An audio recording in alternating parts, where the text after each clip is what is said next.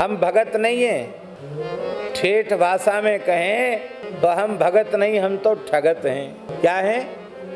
ठगत। हम भगत नहीं ठगत हैं। और ये बात भीतर से पक्की कर लो, जो सोचता है कि हम दूसरों को ठगते हैं वो दूसरे को क्या ठगेगा? दूसरे को पीछे ठगेगा, स्वयं पहले ठगाया जाता है। इसलिए किसी को ठगने का विचार अपने मन में मत रखो। कबीरा आप ठगाइए, कबीरा आप ठगाइए। हमको कोई भले ही ठग ले जाए, कबीरा आप ठगाइए और न ठगिए कोई। क्यों? बोले और ठगे दुख हो ये गो, आप ठगे सुख हो। स्वयं ठग गए तो सुखी रहोगे, दूसरे को ठग लोगे तो दुखी होना पड़ेगा। दूसरे को मत ठगो। जिसको साहित्यिक भाषा में वंचक कहेंगे और उसी को ठेठ भाषा में ठगत कहेंगे, हैं? ठग कहेंगे। और महाराज जी, असली में कितना भाव होता है ये तो वो असली भगत जाने, या उसके अंतर्यामी ठाकुर जी जाने। ठग इतना बढ़िया अभिनय करते हैं, इतना बढ़िया अभिनय करते हैं कि बड़े बड़े पंडित शिरोमणि भी मूर्ख बन जाते हैं। प्रताप भानु राजा, कहीं से भी कोई कोर कसर उसमें नहीं है। वेदज्ञ है, धर्मशील है, विद्वान है, सूरवीर है, कुलीन है, और इतना ही नहीं, वासुदेव अर्पित नृप ज्ञानी। इतना ज्ञानी है कि जो कुछ करता है वासुदेव को अर्पित भी कर देता है। कहीं से कोई कसर नहीं है प्रताप भानु में। और वो प्रताप भानु जंगल में एक ठगत के चक्कर में फंस गया। ओ महाराज, क्या विशाल जटा जूट थे उसके, क्या बढ़िया पंचकेश थे, क्या फक्कड़ का विरक्त का बाना था उसका।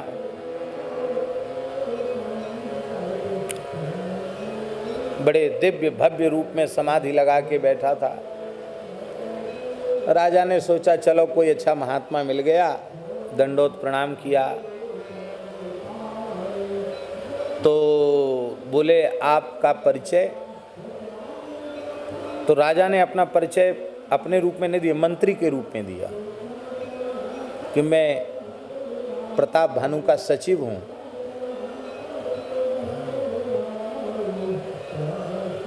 मैं सब जानता हूं, पर फिर भी एक मर्यादा है। अज्ञात कुलशीलस्य वासो देयो न कस्यचित्। जिस व्यक्ति के कुल और शील का ज्ञान न हो उसको अपने पास में नहीं रखना चाहिए। अब रात हो गई है, कहाँ जाओगे? इस भीड़ जंगल में रहना पड़ेगा यहीं। इस नीति का, धर्म का विचार करते हुए हमने तुमसे तुम्हारा परिचय पूछ लिया। अब तुमने जो परिचय दिया वो सही है कि गलत है ये तुम जानो, पर तुम्हारा परिचय हमसे छिपा हुआ नहीं है। अरे ये तो बड़े सिद्ध महात्मा है, मैंने अपने को मंत्री बताया और ये तो मुझे पहचान गए। फिर इतने पुराने पुराने इतिहास सुनाए, किस कल्प में कैसे सृष्टि बनी, कब कैसे प्रलय हुआ। ओ महाराज, विचित्र विचित्र इतिहास सुनाए। अरे महाराज, इनकी तो उम्र का कोई ठिकाना ही नहीं। बोले महाराज क्षमा करें अपराध, मैंने आपका परिचय, आपने मेरा परिचय तो मुझसे पूछा और मुझे जैसा बताना चाहिए था वैसा मैंने नहीं बताया, चतुराई की, पर भगवान मुझसे भूल हो गई। मैं आपका परिचय जानना चाहता हूँ। अरे बोले महाराज, हमारा क्या परिचय है, अब तो हम भिखारी हैं, संसार को तिलांजलि बैठ के दे करके यहाँ बैठे हैं, निर्धन हैं, भिखारी हैं, और नहीं तो आपके जैसे कोई महल बना के रहते हम। राजा की और श्रद्धा जगी। अरे बोले महाराज, आप जैसे भिखारी नहीं अकिंचन हैं और परम अकिंचन प्रिय हरि केरे, ताते कहीं संत श्रुति टेरे। संत और श्रुति पुकार पुकार के कह रहे हैं भगवान को परम अकिंचन। आप तो परम अकिंचन, तुम सारिखे विगत अभिमाना। आपके जैसे अभिमान शून्य व्यक्ति ऐसा बोल सकते हैं। उस कपट मुनि ने समझ लिया, दंभी ने, ठगत ने, कि ये राजा अब हमारे ऊपर पूरा भरोसा कर रहा है। तब उसने कहा अब सुन लो। क्या?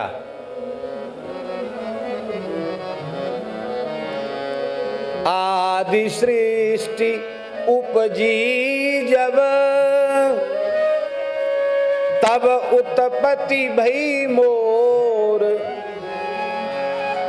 नाम हमार एक तनु, देह न धरी बहोर। ये झूठ बिल्कुल नहीं बोला। ठग भी झूठ नहीं बोलते। वेद शास्त्र पुराण की बात तो बोल के ठगते हैं, झूठ नहीं बोला। अरे प्रत्येक जीव तभी उत्पन्न हुआ जब आदि सृष्टि हुई। हाँ, आगे की बात थोड़ी सी उसने कपट वाली कही, नाम हमारे एक तनु। एक तनु है, एक तनु माने आदि सृष्टि में जो शरीर मिला था वो अब तक है, देह न धरी बहोर। चक्कर में फंस गया। क्या क्या हाथ लगा प्रताप भानु के। अब प्रसंग है तो एक बात कहना बहुत जरूरी है।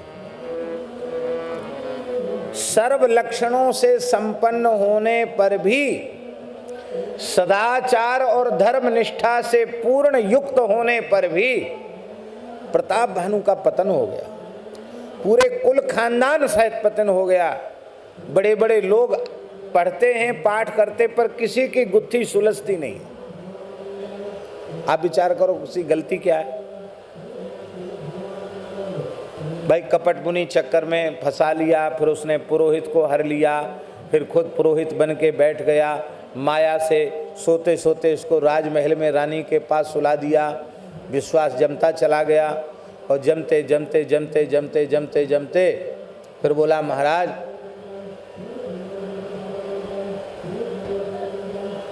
हम रसोई बनाएंगे। और पुरोहित का रूप धर के उसने रसोई बनाई। और जब ब्राह्मण देवता 1000 ब्राह्मणों को जीवने के लिए बुलाया गया था, 1 सहस्त्र ब्राह्मण, और 1000 ब्राह्मण जीवने के लिए जैसे ही बैठे, आकाशवाणी हो गई, ब्राह्मणों खाना नहीं, क्यों? भयु रसोई भूसुर मासु, ब्राह्मणों के मांस से रसोई बनाई गई है। इसको पढ़ के ये मत समझ लेना कि और मांस तो लोग खाते ही थे, वो ब्राह्मण का मांस था इसलिए परहेज किया, ऐसी नहीं समझना। मायामय सो कीन रसोई, वो मायामय रसोई थी। देखने में लड्डू, पूड़ी, कचौड़ी, हलवा, मालपुआ, तस्मई दिखाई पड़ रहा था, पर उसमें अशुद्ध वस्तु का मिश्रण था। मानव मांस में भी ब्राह्मण के मांस का मिश्रण था। इसलिए मांसाहार बिल्कुल नहीं करते थे वे, वो मांसाहारी नहीं थे। ये मन में कभी नहीं सोचना। ब्राह्मण उठ के खड़े हो गए, हे राजा, तू मुझे हमारा धर्म भ्रष्ट करना चाहता है, जाओ तुम पूरे कुल खानदान सहित असुर हो जाओ, राक्षस हो जाओ। तो भैया जी यहाँ कमी कहाँ रह गई थी प्रताप भानु में? केवल पूरे चरित्र में एक कमी है, और इस कमी को, इस नाजुक नस को इस कपट मुनि ने पकड़ लिया। हमारे जीवन में भी कोई न कोई ऐसी नाजुक नस किसी ठग के हाथ लग जाती है, जिस नस को पकड़ करके वो ठग अपना काम बना लेता है।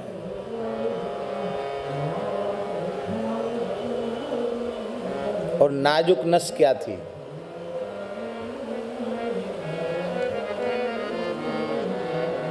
सबसे नाजुक नस। बड़ी बारीक बात है, शायद इस पर लोगों का ध्यान न जाता हो। सबसे नाजुक नस थी प्रताप भानु का अपने गुरु पर पूरा भरोसा न करना।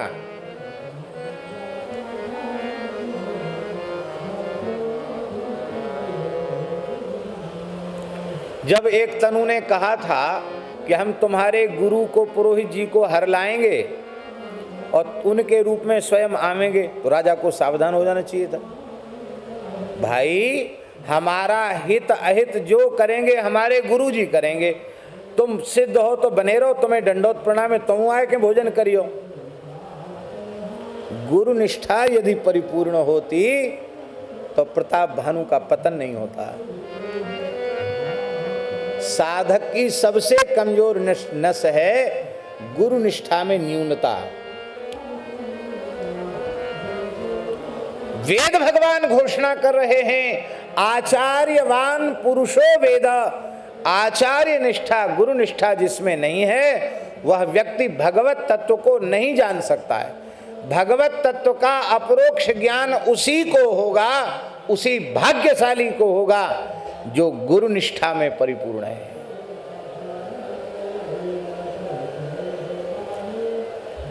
और गुरु निष्ठा में न्यूनता होने से क्या विकृति आई ये भी सुन लो।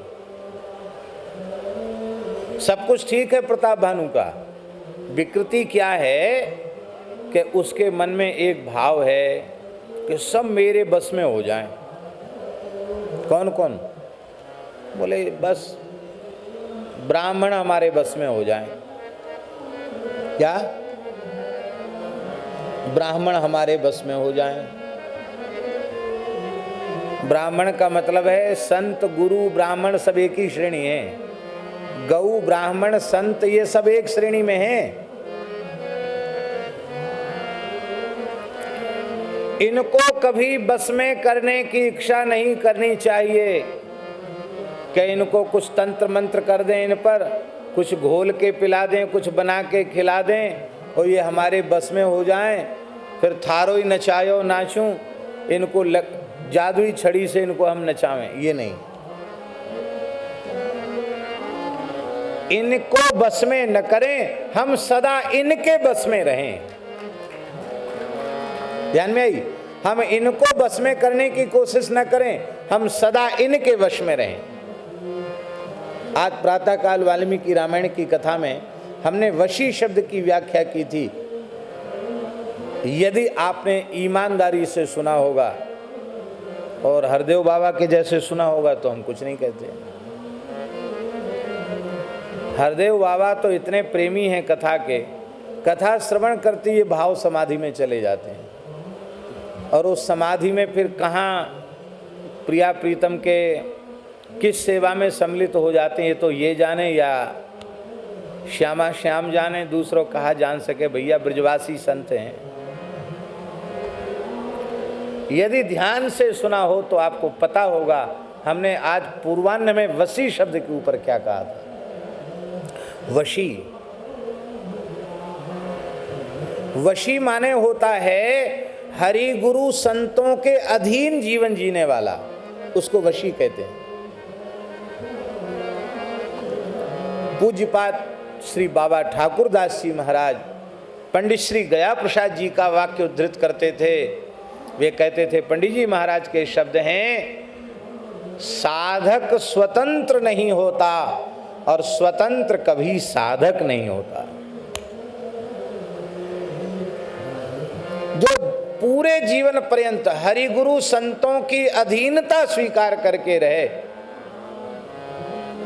वो साधक है। और जो स्वतंत्र विचार का हो कि कोई बात नहीं गुरुजी ने कह दिया, अब सब बात थोड़ी गुरुजी की मानी जाती है। जितना अपने अनुकूल पड़े उतना मान लो, जो नहीं अनुकूल पड़े जय सिया राम, ऐसा नहीं। हमारी बात का अन्यथा अर्थ यदि आप न लें तो मैं बोलूं, अपने से पूज्य, अपने से बड़े कभी अनुचित आज्ञा नहीं दे सकते। पहली बात। क्योंकि उनके जैसा हमारा हित चिंतक और कोई दूसरा हो नहीं सकता। तो जो निरंतर हमारे हित का चिंतन कर रहे हैं, माता पिता गुरु संत, वे ऐसी आज्ञा हमें देंगे ही क्यों जिससे हमारा नुकसान हो, हानि हो। अब और आगे सुन लो, कथनचित कोई संत गुरु माता पिता ऐसी आज्ञा देते हैं जो आज्ञा पालन के योग्य नहीं है। ध्यान में आई बात। पर श्रद्धावान की श्रद्धा परिपूर्ण है, उसकी निष्ठा में कहीं से कहीं कोई न्यूनता नहीं है, और वो जो आज्ञा कहकर उसका पालन करता है। तो हम व्यासपीठ पर बैठ करके ये बात भगवान की साक्षी में, गुरुदेव की साक्षी में कह रहे हैं, उसको कोई पाप नहीं लगेगा। सारा पाप शास्त्र विरुद्ध आज्ञा देने वाले माता पिता गुरु और संत को लगेगा। उन्हें नरक जाना पड़ेगा, आज्ञा पालन करने वाला निष्पाप रहेगा। मातु पिता गुरु प्रभु की बानी, मातु पिता गुरु प्रभु की बानी, बिनहि विचार किए शुभ जाने।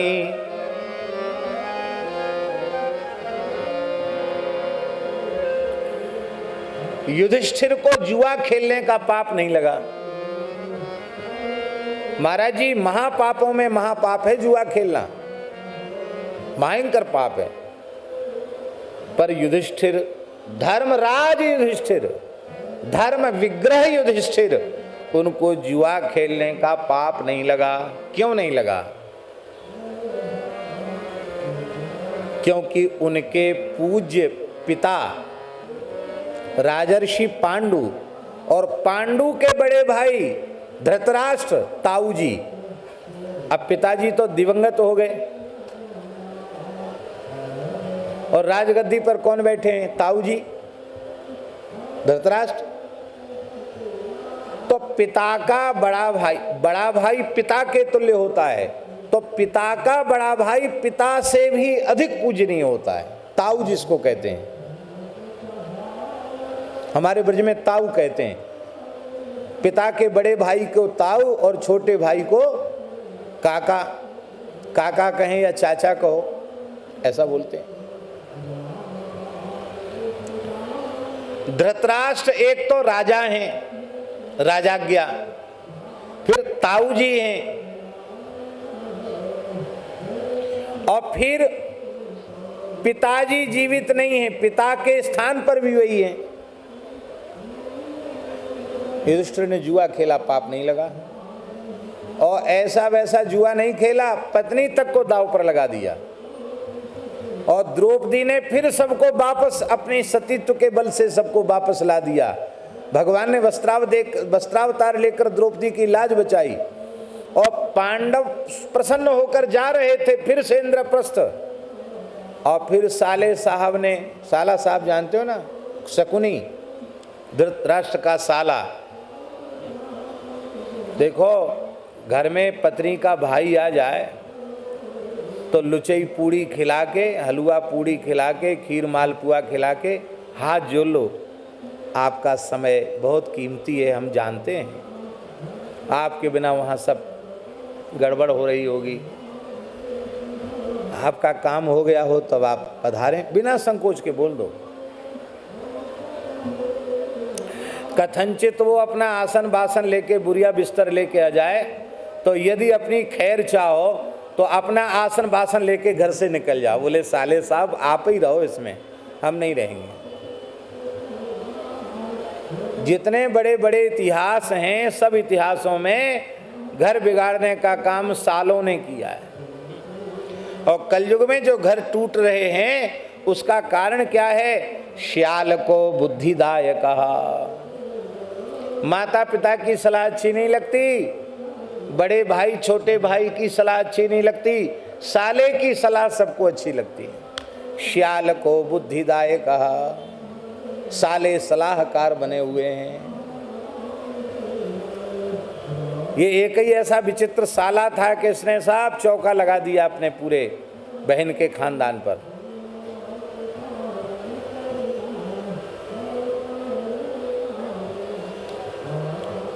एक सज्जन कह रहे थे, महाराज आप तो बाबा जी हैं, इस सब से आपका कोई लेना देना हुआ नहीं, आपने इतनी बुराई सालों की कर दी और हमारे तो सब काम साले ही देख रहे हैं कथा में, और आपने साले की बुराई कर दी।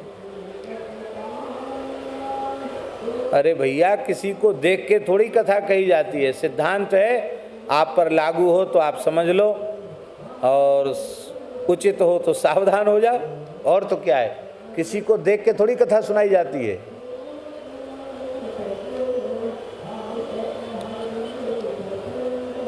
तो इधर विराजें, इधर आ जाएं, जगह है, इधर आ जाएं। श्री वृंदावन बिहारी लाल की जय। साले साहब शकुनी ने कहा, जीजा जी आप हमारे भांजों का जीते जी भला नहीं देख सकते, हमको पक्का पता पड़ गया। ये 100 हैं 100 और वे 5 हैं 5, पर ये 105 की क्या चले, 5 में से एक का भी मुकाबला नहीं कर सकते, अकेले भीमसेन का मुकाबला नहीं कर सकते। कैसे कैसे हमने जुआ की विद्या के द्वारा छल के पासे फेंक करके तुम्हारे पुत्रों को समृद्ध बनाया था, और तुम ऐसे उदार चक्र चूड़ामणि बन गए, भोले भंडारी बन गए कि तुमने जीता हुआ सब दाव फिर वापस कर दिया। अपनी, अब वह दिन दूर नहीं, अपनी संतान का हित नहीं देखा आपने, अब वह दिन दूर नहीं है जो ये राजमहल और हस्तिनापुर भी तुम्हारे और तुम्हारे बेटों के हाथ में नहीं रह जाएगा। वे 5 आकर इस पर भी कब्जा करेंगे। ऐसी पट्टी पढ़ाई कि धृतराष्ट्र फिर घबरा गया। अरे बोले भैया शकुनी, तुम मेरे बड़े अच्छे सलाहकार हो, पर क्या करें, हम डर गए कहीं सती सबको भस्म न कर दे। मैंने तो सबको बचाने के लिए उदारता दिखाई, अब क्या करें, अब तो हमारे हाथ से बाजी निकल गई। इतना सुनते शकुनी रहस्यपूर्ण हंसी में कुटिलता पूर्वक हंसते हुए बोला, जी जाजी बस इस बात की तो चिंता ही मत करो, उपायों का तो मैं भंडार हूँ। अच्छा, अभी भी उपाय है तेरे हाथ में? बोले हाँ उपाय तो है। क्या? बोले युधिष्ठिर इतना बड़ा आज्ञाकारी है कि उसको फिर से जुआ खेलने बुलाओगे तो भी आ जाएगा। क्यों? बड़ों की आज्ञा वो टाल नहीं सकता, हम उसकी आदत जानते हैं। अब की बार हम ऐसा दाव खेलेंगे, एक दाव में ही हार जीत होगी, और जो जीत जाएगा वो शासन करेगा पूरी धरती पर, और जो हार जाएगा वो 12 वर्ष का वनवास उसे भोगना पड़ेगा, और 1 वर्ष अज्ञातवास में रहना पड़ेगा। अज्ञातवास के भीतर यदि वो पहचान में आ जाता है तो फिर 12 वर्ष का वनवास उसको करना पड़ेगा। ये दाव मेरा जीजाजी ऐसा दाव है कि पांडवों का जीवन ही जंगलों में व्यतीत हो जाएगा। सूर्य जैसे छिप नहीं सकता, पांडव छिप सकेंगे नहीं, हर बार अज्ञातवास में पकड़े जाएंगे और फिर 12 वर्ष वनवास, बस जंगलों में ही भटकते भटकते जिंदगी समाप्त हो जाएगी, और मेरे भांजों का अकंटक साम्राज्य धरती पर रहेगा।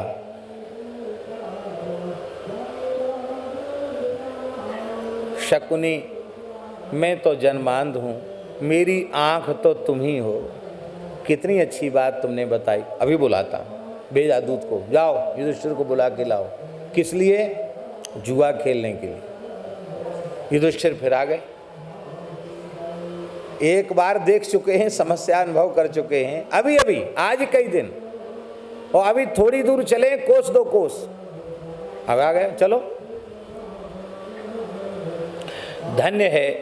आनुगत्य कैसा होना चाहिए हमें सीख लेनी चाहिए। युधिष्ठिर के द्वारा जुआ खेलने के लिए जाने के प्रस्ताव का विरोध भीमसेन को करना चाहिए था, अर्जुन को करना चाहिए था, नकुल सहदेव को करना चाहिए था, और याज्ञसेनी द्रौपदी को भी विरोध करना चाहिए था। महाराज क्या करने जा रहे हैं आप? लेकिन अपने से बड़ों का विरोध नहीं करना चाहिए, उनकी आज्ञा का पालन करना चाहिए। क्यों?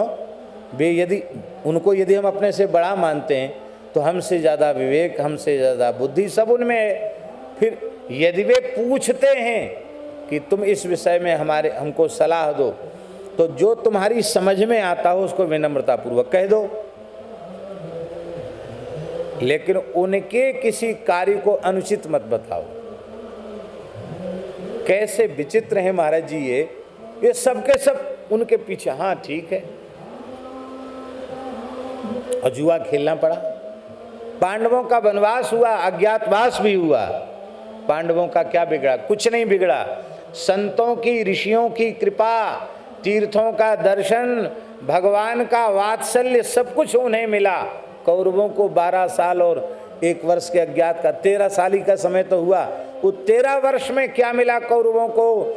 4 दिन की चांदनी और फिर अंधेरी रात है। उन 13 वर्षों के बाद रहा न कोई कुल रोवनी हारा, खानदान में कोई रोने वाला नहीं बचा।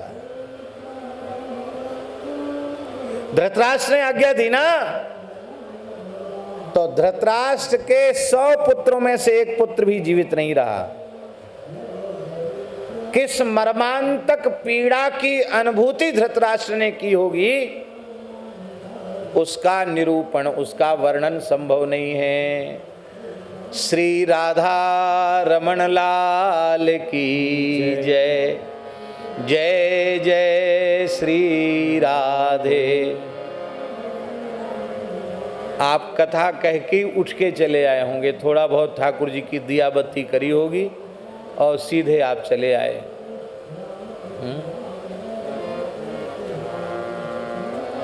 खूब श्रमित होंगे, लेकिन आपके मंगलमय दर्शन से हम बहुत आह्लादित हैं और सारी सभा आपके नाम के अर्थ के अनुरूप कमल के समान खिल रही है।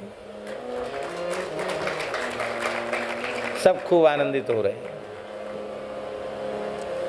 दास जो निवेदन कर रहा था उसी का हम निवेदन करें।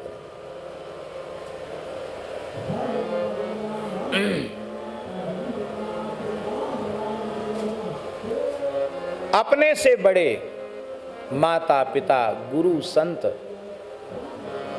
जो आज्ञा देवें उस आज्ञा में विचार न करे, यथाज्ञापयतु देवः कहकर उसे अंगीकार कर ले। मातु पिता गुरु प्रभु की बानी, बिनहि विचार किए शुभ जानी। ये चर्चा हम कर रहे थे।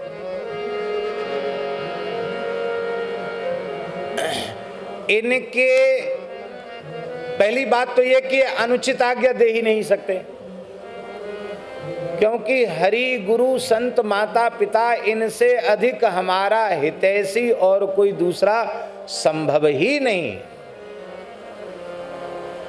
मान लो कथनचित ये ऐसी आज्ञा भी देते हैं जो आज्ञा पालन करने के योग्य नहीं है, किंतु आज्ञा पालक अपने श्रद्धेयों में पूर्ण श्रद्धा रखता है, उसके भीतर दोष दृष्टि का सर्वथा अभाव है और वह आज्ञा पालन करता है, तो शास्त्र निषिद्ध आज्ञा का आज्ञा पालन करने का दोष भी उसे नहीं लगेगा। शास्त्र निषिद्ध आज्ञा देने वाले को दोष लगेगा, आज्ञा पालन करने वाले को दोष नहीं लगेगा। और हम उदाहरण दे रहे थे,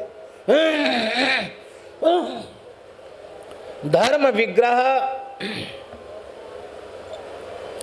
धर्मराज युधिष्ठिर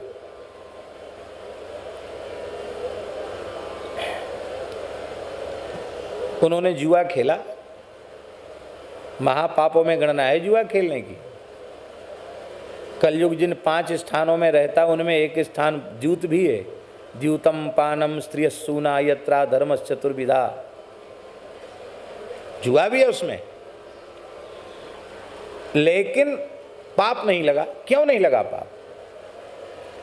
क्योंकि मेरे पितृव्य, ज्येष्ठ पितृव्य ताऊ जी, जो पिता के भी पिता के तुल्य हैं, क्योंकि ज्येष्ठ भ्राता पितुः समः, बड़ा भाई पिता के समान होता है।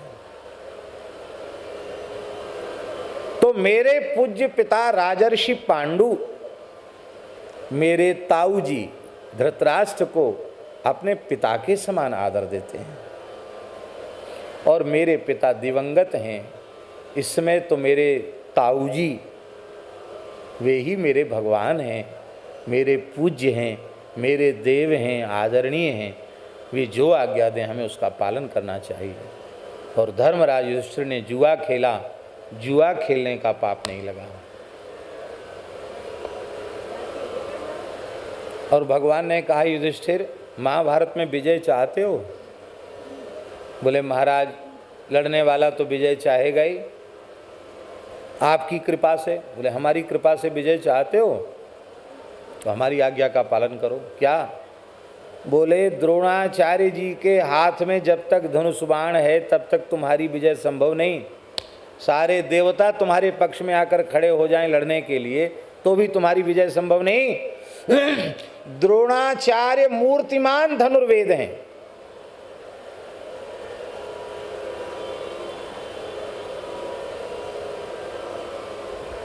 और वस्तुतः धनुर्वेद ही द्रोणाचार्य के रूप में प्रकट हुआ है। पूज्य श्री रामायणी राम कृपाल दास जी महाराज चित्रकूटी जी आए हैं, इधर कुर्सी पर विराजे। तो भगवान क्या कह रहे थे हम? द्रोणाचार्य हैं? द्रोणाचार्य।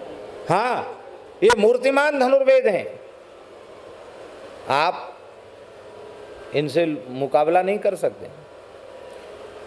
और भगवान बड़े चतुर हैं महाराज, चतुर शिरोमणि है हमारे ठाकुर जी। ठाकुर जी इनके पास ले गए, इनको कहते आप बताओ मरोगे कैसे? हाँ, ऐसा कौन होगा? धन्य है पूछने वाले और धन्य है बताने वाले। द्रोणाचार्य ने बताया था, जब तक मुझे अपने पुत्र की मृत्यु का समाचार नहीं सुनने में आ जाता है तब तक मैं धनुष की प्रत्यंचा ढीली नहीं करूंगा, तब तक मैं युद्ध करना बंद नहीं करूंगा। मेरा पुत्र अश्वत्थामा मर गया, मेरे कान में किसी प्रामाणिक व्यक्ति के द्वारा ये खबर पड़ जाएगी, मैं युद्ध बंद कर दूंगा। भगवान ने कहा देखो भीमसेन ने काम कर दिया है। अश्वत्थामा नाम का हाथी था, उसको वध कर दिया भीमसेन ने। और यदि अब तुम्हें विजय चाहिए तो मेरी आज्ञा का पालन करो, क्योंकि किसी की बात पर भरोसा नहीं करेंगे द्रोणाचार्य, पर तुम्हारी बात पर भरोसा करेंगे। तुमको कहना पड़ेगा अश्वत्थामा मारा गया। बोले भगवान कहना क्या पड़ेगा? अब वो अश्वत्थामा ऋषि पुत्र थोड़े ही मरा है, हाथी मरा है। बोले तो तुम अपनी चतुराई रखते तो तुम जानो, जीत तुम्हारी होने वाली नहीं है। अब देखो द्विचित हो गए, जीत भी होनी है और मैं झूठ कैसे बोलूं, ये बात भी है। बोले ठीक है। भीमसेन चिल्ला चिल्ला कर कह रहे थे अच्छा हुआ अश्वत्थामा मारा गया, अश्वत्थामा मारा गया, और खूब विजय वाद्य बज रहे थे।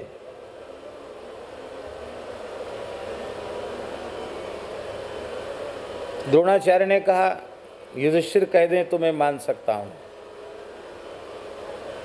युधिष्ठिर गए पास में। अश्वत्थामा हतः नरो वा कुंजरः। अश्वत्थामा मारा गया, अब नरो वा कुंजरः, मनुष्य है कि कुंजर है हाथी, मैंने देखा नहीं, पर अश्वत्थामा मर गया ये बात पक्की है। हाथी मरा कि मनुष्य ये मैं नहीं कर सकता। क्या ये जानते नहीं थे वो? बोलो, झूठ हो गई, झूठ से बचने का प्रयास किया, झूठ हो गई। नरक का दृश्य युधिष्ठिर को देखना पड़ा।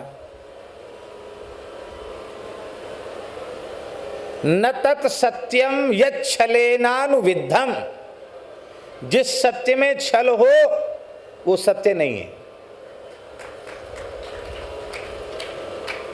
अब हमारी बात तो बुरी लगेगी, लगेगी तो लग जाए।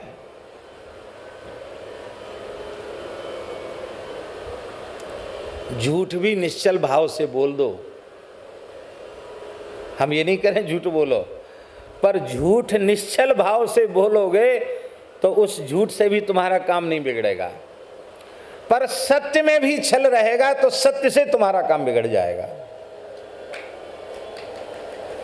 सत्य कहते ही गोस्वामी जी उसको हैं जो निश्चल, निर्मल, सहज और सरल भाव से प्रस्तुत किया जाए, उसको सत्य कहते हैं। घुमा फिरा के बोलने वाले को सत्य नहीं कहते।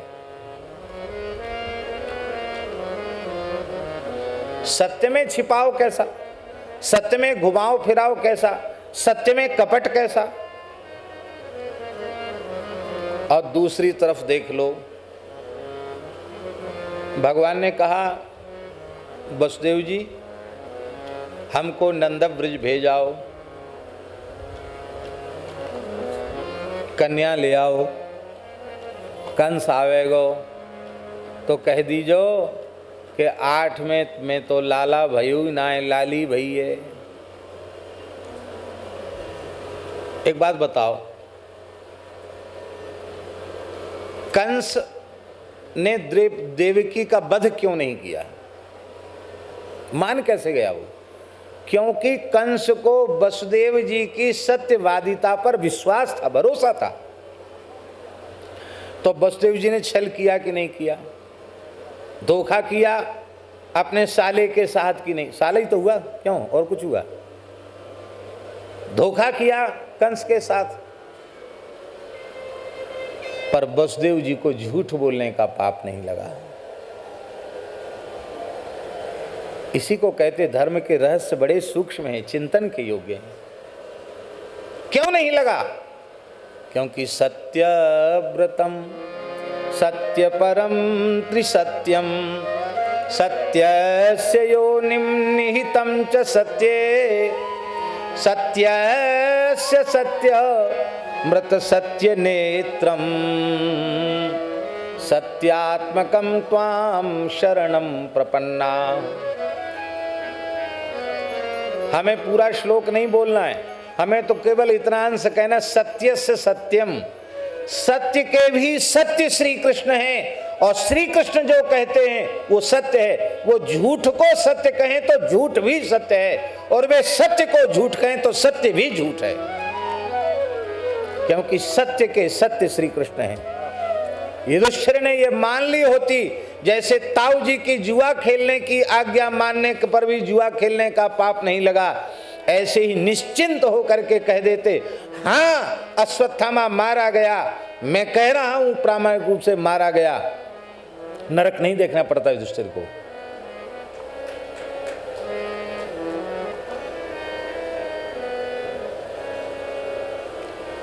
जुआ खेलने का पाप नहीं लगा और झूठ बोलने का पाप लग गया, और वसुदेव जी को झूठ बोलने का पाप छू भी नहीं रहा है, क्योंकि उनका अपना आग्रह है ही नहीं। सत्य के सत्य तो श्री कृष्ण हैं, और वे जो आज्ञा कर रहे हैं उनकी आज्ञा ब्रह्मा जी शंकर जी मानते, मैं कौन चीज हूं? आहा, विरुद्ध आज्ञा देने वाले, शास्त्र विरुद्ध आज्ञा देने वाले धृतराष्ट्र को उसका दुष्परिणाम भोगना पड़ा, पांडवों को नहीं। माता पिता गुरु संत विरुद्ध आज्ञा दें तो उसका परिणाम उनको नरक जाकर भोगना पड़ेगा, विनाश होगा उनका। परम हितैषी होकर अहितकारी बात उन्होंने कैसे कही, उनको भोगना पड़ेगा, किंतु आज्ञा पालन करने वाले को भोगना नहीं पड़ेगा। एक विनोद की बात सुना दें। एक गिरिराज जी में एक संत विराजते थे, गऊ घाट पे, मानसी गंगा गऊ घाट। ये चकलेश्वर की तरफ जाते हैं ना, तो पहले गऊ घाट पड़ता है, जहाँ से राधा कुंड की परिक्रमा आरंभ होती। तो वहाँ एक पुराना स्थान है कनक भवन आश्रम। अभी वहाँ के महंत जी भी कल तक तो दिखाई पड़ रहे थे, आज नहीं दिखाई पड़ रहे हैं कि शायद चले गए। वहाँ के मूल संस्थापक महापुरुष जो थे वो थे श्री राधे श्याम बाबा। बड़े सिद्ध संत थे, ब्रज क्षेत्र का ही जन्म था उनका। रामानंद संप्रदाय के टीलाजी के द्वारे के डाकोर परंपरा के विरक्त साधु थे। उनका नाम सीताराम दास जी था, पर सेवा कुंज में महाराज का दर्शन उन्होंने किया था और लाडली जी ने उनके सिर पे हाथ धर के कहा, बाबा अब तू राधे श्याम है जा। तब से बाबा का नाम ब्रजवासियों में राधे श्याम बाबा पड़ गया। उनकी अनुभव वाणी भी बड़ी प्यारी है, बहुत प्यारी अनुभव वाणी।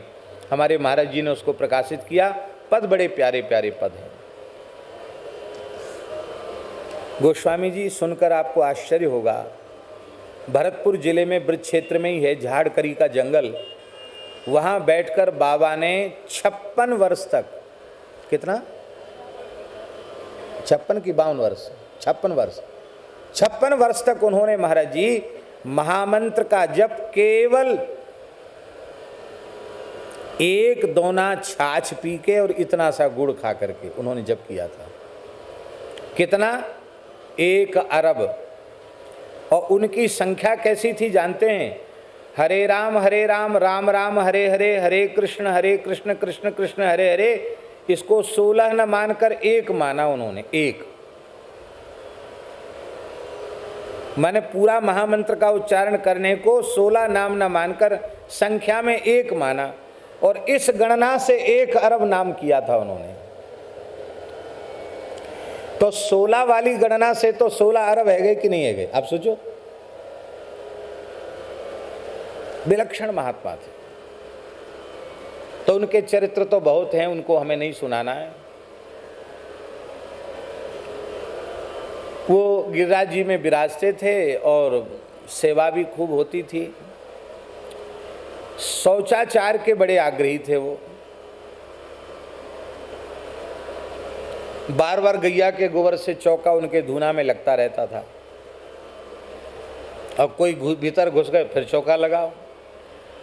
और एक कुत्ता न जाने कहाँ से परक गया, वो ज्यों अवसर देखे त्यों चौका में घुसे। तो बाबा मस्तराम, उनका एक चेला था, मस्तराम बाबा कहते थे उसको। वो ब्रजवासी था, बहुत भोला भाला था। नाम तो कुछ और होएगो पर मस्ता कहते, मस्ता बाबा, मस्तराम बाबा। मस्तराम, हाँ महाराज, भगाओ उसको। भगाता वो डंडा लेके, फिर चौका लगा, फिर गैया के गोबर के चौका। 5-7 बार हो गया। बाबा जी को थोड़ा सा रोष आ गया। तो बाबा ने कहा, मस्तराम मारो उसको। मारने का मतलब जान से मारो थोड़ी था। मारो का मतलब केवल हल्ला मचाता है, थोड़ा सा धमकाओ, लाठी पटक के जिससे दोबारा ना आवे, ये उनका भाव था। पर वो ऐसे आज्ञाकारी शिष्य थे, उन्होंने सोचा कि कहीं जीवित रह गया तो गुरु आज्ञा का उल्लंघन हो जाएगा। एक डंडा लगाया, ऐसा डंडा कि कुत्ता न च्यूं किया न म्यूं, एक डंडा में जैसी हरा मर गया। अरे राम राम राम राम राम राम राम राम। क्यों बसता, कैसा साधु है, कसाई है, तेरे हृदय में दया नहीं है? बताओ, जीव मार दिया, ब्रजवासी कुत्ता मार दिया, राम राम गिरिराज जी को कुत्ता मार दियो तेने, बड़ो बुरो कियो।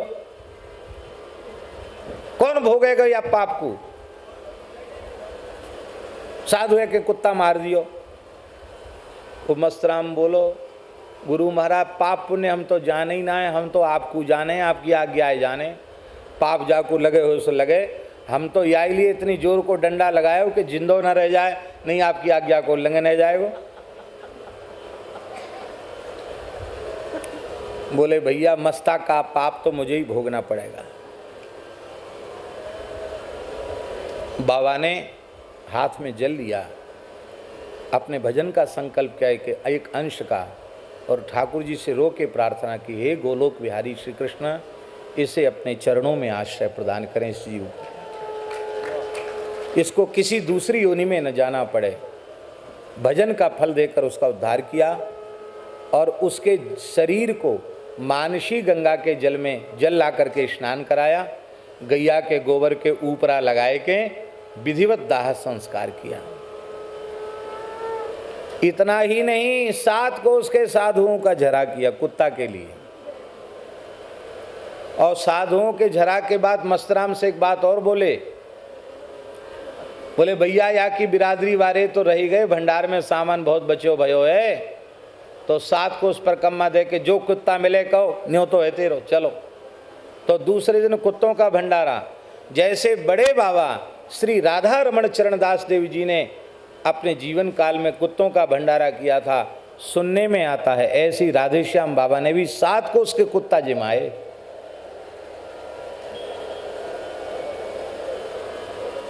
तो बोले भैया तू ऐसा गुरु भक्त है, अब हम तो आज्ञा देंगे तो सोच समझ के देंगे कि कहीं ऐसी आज्ञा को फिर कोई पालन न तू कर दे।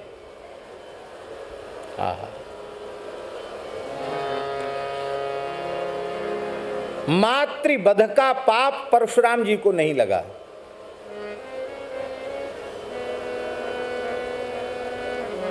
बड़ों की आज्ञा।